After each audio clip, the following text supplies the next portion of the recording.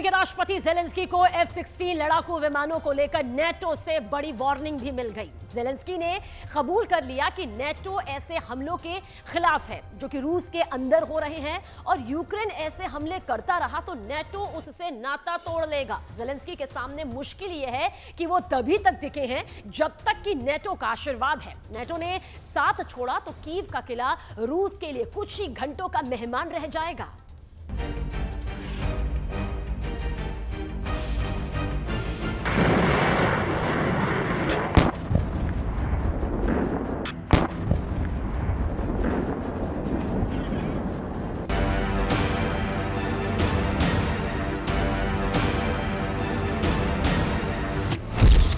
नवंबर 2023। अपनी डायरी में यह तारीख नोट कर लीजिए। यह तारीख महायुद्ध में जलते यूक्रेन की मुक्ति की तारीख हो सकती है।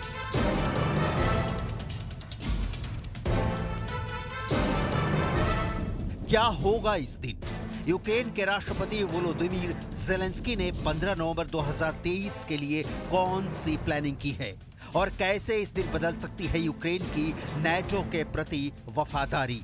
इन सब की डिटेल आपको दिखाएंगे, लेकिन पहले वो जिसने जेलेंस्की के जहन में खौफ भर दिया है। जेलेंस्की की रातों की नींद उड़ी हुई है, और नींद क्यों उड़ी हुई है? क्योंकि जेलेंस्की को अब यकीन हो चला है कि रूस के भीतर घुसकर यूक्रेन यूं ही ताबड़तोड़ हमले करता रहा तो पश्चिमी ताकतें यानी नेटो उसका साथ छोड़ देगा। यूक्रेन तब अकेला पड़ जाएगा, और अकेला यूक्रेन पुतिन के सामने कितना लड़ेगा, कब तक लड़ेगा? जेलेंस्की अंदर तक सहमे हुए हैं। जेलेंस्की की चिंता जेलेंस्की के शब्दों में समझिए। यूक्रेन के सहयोगी रूस में सैन्य कदम का समर्थन नहीं करेंगे। स्थानीय मीडिया को दिए इंटरव्यू में जेलेंस्की ने कहा कि अगर ऐसा होता है तो ये एक बड़ा जोखिम है, क्योंकि हम निश्चित रूप से अकेले रह जाएंगे। अंतर्राष्ट्रीय साझेदार किसी भी जीत, जवाबी कार्रवाई में किसी भी रुकावट, किसी भी रक्षात्मक कार्रवाई और किसी भी कमजोरी का हिस्सा थी।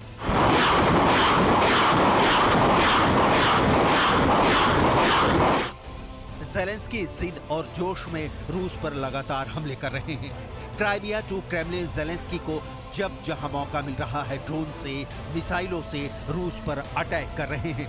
क्राइमिया पर तो एक रात में जेलेंस्की ने 42 ड्रोन हमले किए। ये बात अलग है कि रूस ने दावा किया कि उसने जेलेंस्की के सारे ड्रोन मिट्टी में मिला दिए।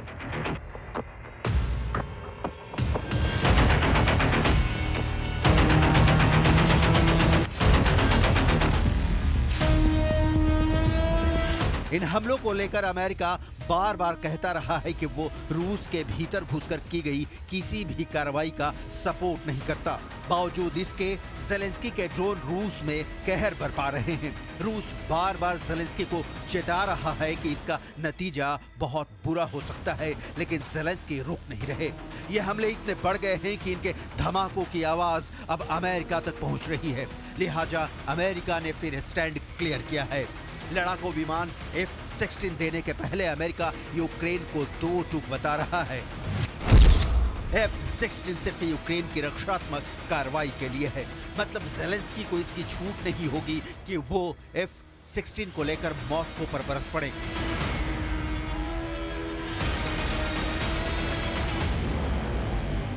जेलेंस्की के पास विकल्प नहीं है कि वो अमेरिका की इस शर्त पर सवाल उठा सके, क्योंकि जेलेंस्की के पास हथियार के नाम पर जो बचा है वो इसी अमेरिका से यूक्रेन पहुंचाया गया है।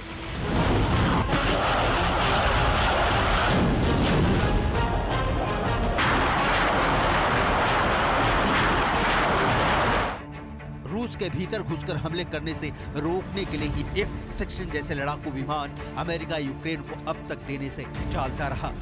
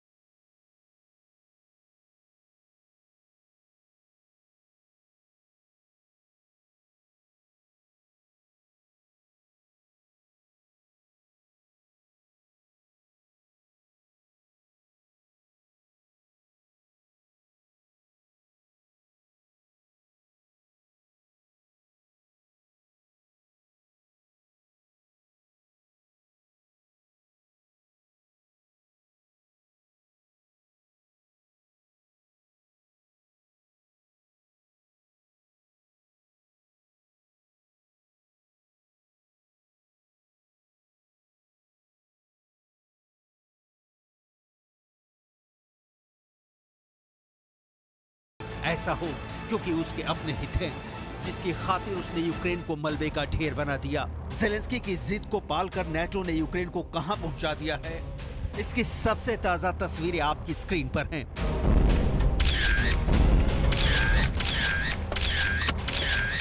ज़ेलेंस्की तब तक युद्ध में है जब तक नेटो उनके साथ है। ये साथ छूटा और यूक्रेन टूटा।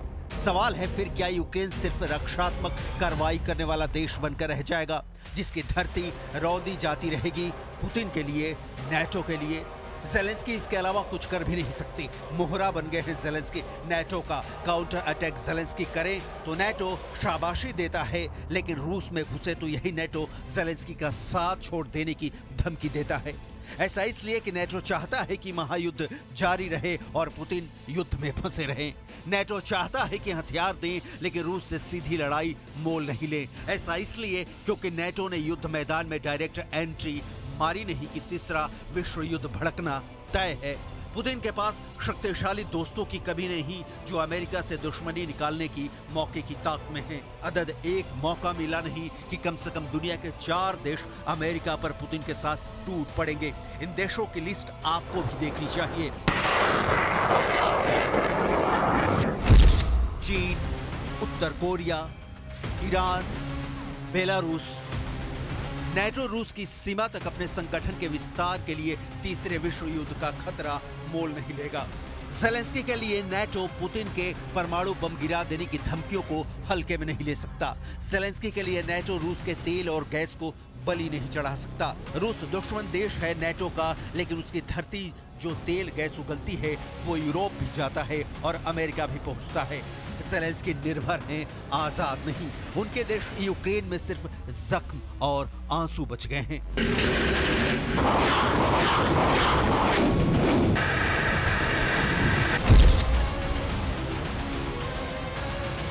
नेटो ज़ेलेंस्की को हथियार भी दे रहा है और पैसा भी, लेकिन यह पैसा इतना नहीं है कि ज़ेलेंस्की मनमाफिक यूक्रेन चला पाए। यूक्रेन के बंदरगाहों से रूस ने यूक्रेन के अनाज ले जाने पर पिछले महीने से जो प्रतिबंध लगाया है उसने यूक्रेन की आर्थिक व्यवस्था की कमर तोड़ दी है। यूक्रेन अनाजों के दम पर ही खुशहाल देश बना और अब यही अनाज उसके गोदामों में सड़ देश की इकोनॉमी को चौपट कर रहा है। इस बीच ज़ेलेंस्की है जिन्हें नेटो का डर भी सता रहा है और आने वाले राष्ट्रपति चुनाव की चिंता भी।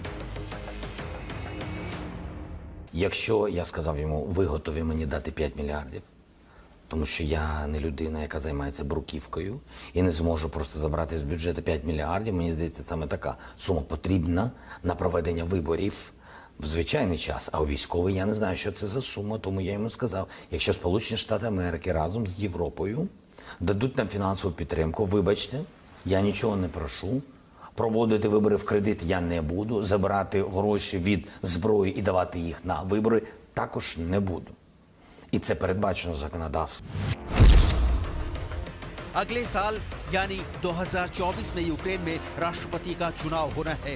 ज़ेलेंस्की तैयार हैं, लेकिन शर्त रखी है कि ये तभी संभव है जब पश्चिमी देश आर्थिक मदद करें। ज़ेलेंस्की के इस कथन में यूक्रेन का भविष्य दिखता है, यूक्रेन की राजनीतिक व्यवस्था दिखती है और ज़ेलेंस्की की विदाई की साफ तस्वीर दिखती है।